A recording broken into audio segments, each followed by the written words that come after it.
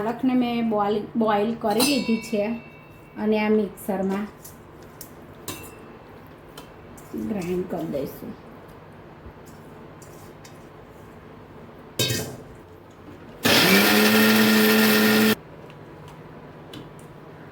મૂકી દીધું છે. તેલ ગરમ થશે એટલે આપણે એમાં જીરું નાખીશું. 1 ટેબલસ્પૂન જીરું,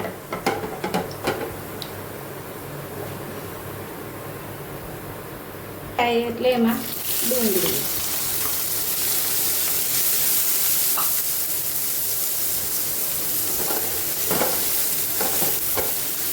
ડુંગળીને હલાવી લઈશું.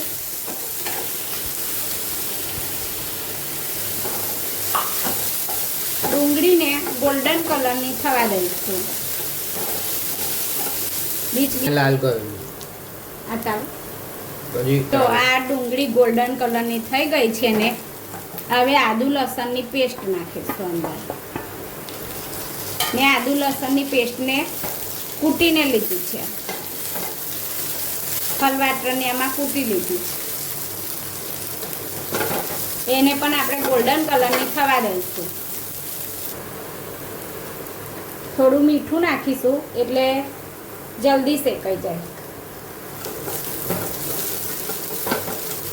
આ ગોલ્ડન કલરનું થઈ ગઈ છે આદુ લસણ બધું. હવે આ ટામેટા અંદર નાખી દઈશું. આને પણ સરસ ગોલ્ડન કલરના અંદર મિક્સ થઈ જાય એવા શેકાવા દઈશું થોડા. હવે એને થવા દઈશું. હવે આપણે મસાલા નાખીશું અંદર. હળદર પાવડર,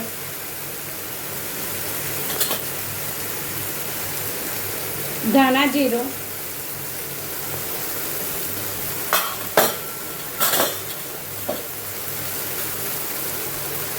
લાલ મરચું,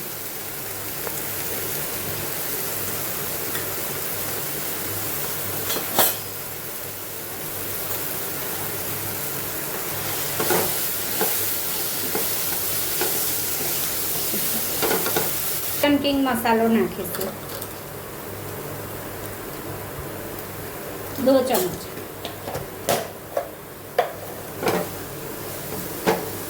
હવે મિક્સ કરીશું બરાબર અને થોડી વાર મસાલાને શેકાવા દઈશું. પાલકની પ્યુરી નાખીશું. હવે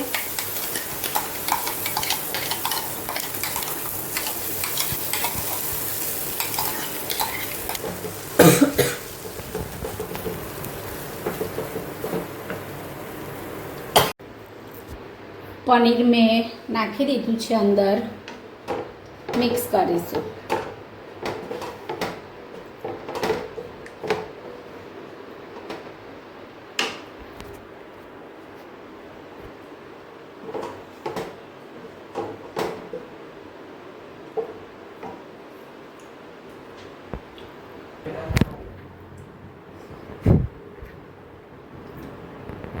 ઘરની બનાવેલી મલાઈ નાખીશું.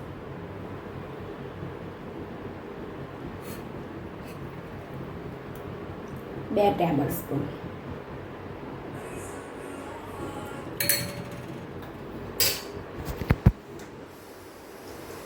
એને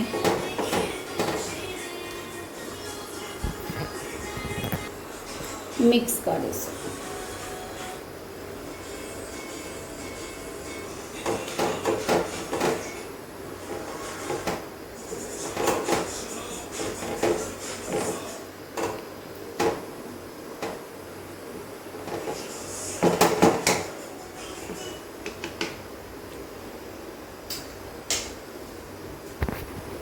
થવા દઈશું. 5 મિનિટ ધીરી આંચ પર થવા દઈશું. ગરમા ગરમ પાલક પનીર તૈયાર થઈ ગયું છે. હવે મસ્ત હવે રેડી થઈ ગયું છે. બસ